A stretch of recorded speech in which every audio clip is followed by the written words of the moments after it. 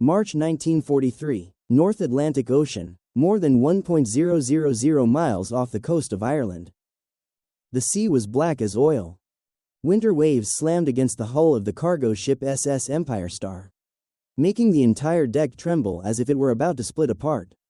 Wind screamed through the cables and masts, creating a sound like a giant beast hunting in the darkness. On the bridge, British Captain Arthur Bennett pulled his naval coat tighter around his neck. The cold cut across his face like a razor. Ahead of him, convoy HX-229 stretched endlessly through the moonless night. 37 ships carrying fuel, ammunition, food, and tanks. All of them bound for Britain. And all of them sailing into a place sailors spoke of with fear. The Atlantic Gap. A vast stretch of ocean beyond the reach of Allied air cover. No fighters. No aerial patrols. No rescue. Only darkness, and German submarines. Beneath the freezing water, nearly 60 meters deep, the German U-boat U-603 glided forward like a steel shark. Inside, the air was thick with the smell of diesel fuel, sweat, and hot metal. Condensation dripped from the pipes overhead. Electric engines hummed steadily through the narrow hull. Captain Lieutenant Karl-Heinz Graf stood before the navigation map. He was only 33 years old, but his eyes already carried the exhaustion of months spent hunting ships across the Atlantic. The silver and gold U-boat insignia of the Kriegsmarine gleamed on his sleeve. A radio officer turned toward him. "Sir, Befehlshaber der Unterseeboot has sent a new signal." Karl nodded. The officer continued reading. "A large convoy is moving northeast. The wolves will assemble." Karl gave a faint smile. Wolfpack? The Wolfpack tactic. The pride of Germany's U-boat fleet. One submarine would locate the target, then transmit its coordinates so multiple U-boats could converge in the night and attack together like predators. For years, this tactic had strangled Britain's supply lines. And the deadliest place of all was the middle of the Atlantic, where Allied aircraft could not reach. Karl pointed at the map. "This is the dead zone." He looked at his officers. "When the convoy enters here, they will be alone." No one argued. Everyone knew it was true. Back in Berlin, Admiral Karl Donitz had built an entire war strategy around these waters.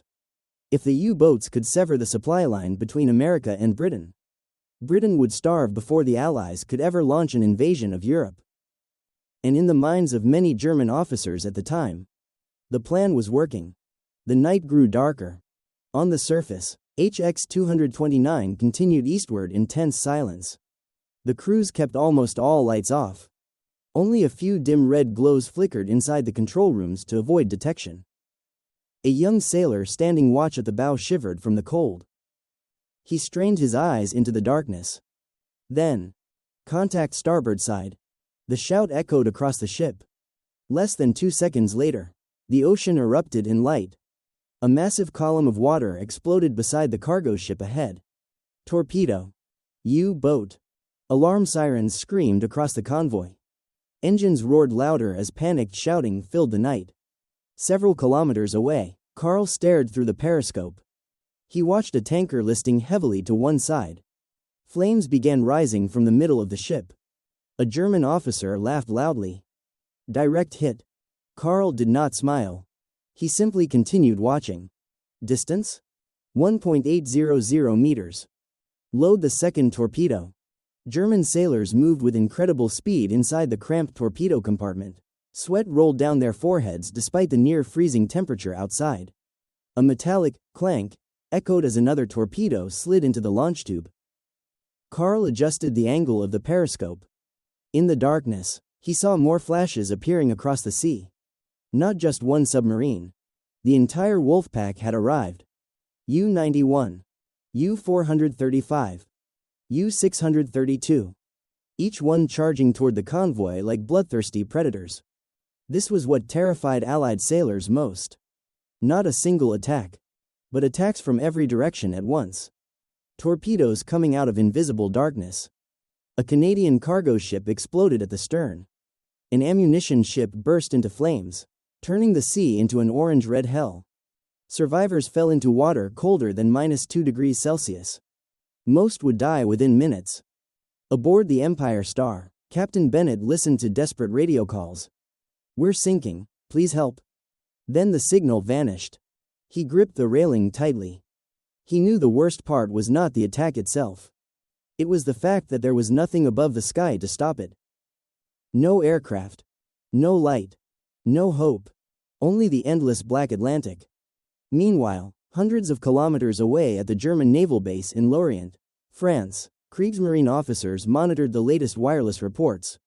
A young officer laughed while reading the sinking totals. The British still haven't closed the gap. Another officer sipped coffee.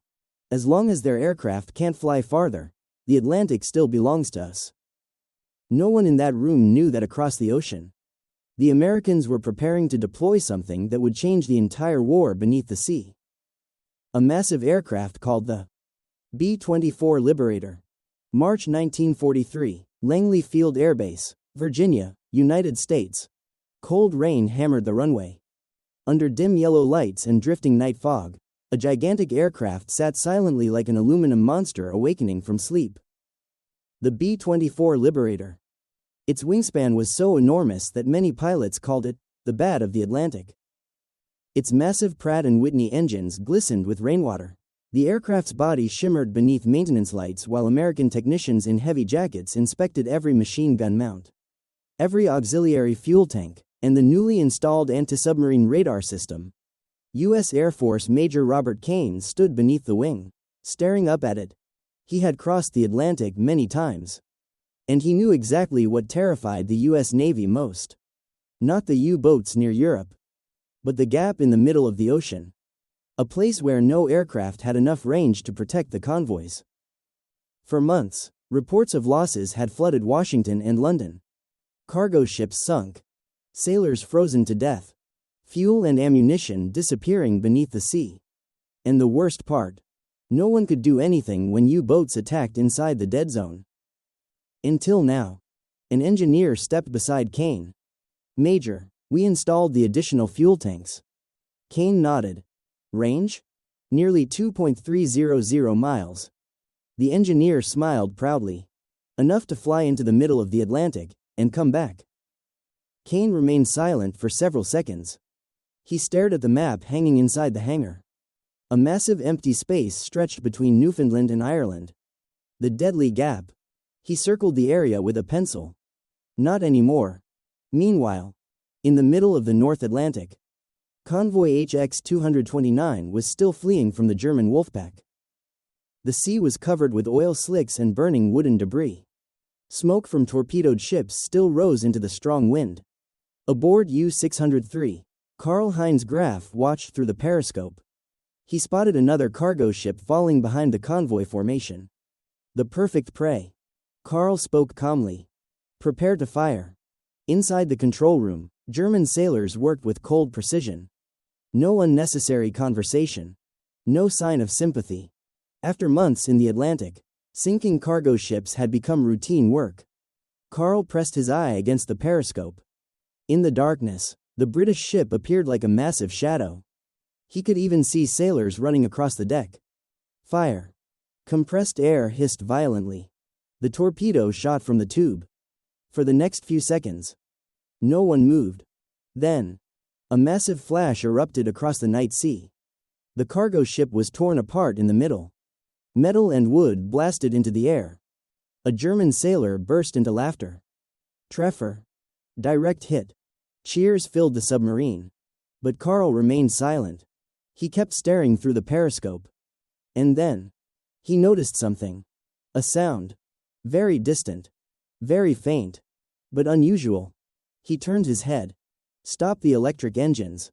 The humming inside the submarine slowed. Everyone fell silent. Karl tilted his head, listening carefully. A deep vibration echoed faintly from above the ocean surface. Not a destroyer. Not convoy propellers. But aircraft engines. One officer laughed. "Impossible." Another shook his head. "We're in the middle of the Atlantic." Karl did not answer immediately. He kept listening. The sound grew louder. Deep. Heavy. 4 engines. Then suddenly, a shout erupted from the sonar room. "Aircraft above us." The atmosphere inside U-603 froze instantly. A German officer frowned. What aircraft? Karl rushed toward the anti-aircraft periscope. He spun the optics hard. At first there was only darkness. Then, a bright white beam swept across the ocean surface. Searchlight. Karl's face changed for the first time that night. Out there, through low clouds and sea mist, was the massive silhouette of a four-engine aircraft, flying extremely low and heading straight toward U-603. Alarmtaschen. Emergency dive alarm. Sirens screamed throughout the submarine.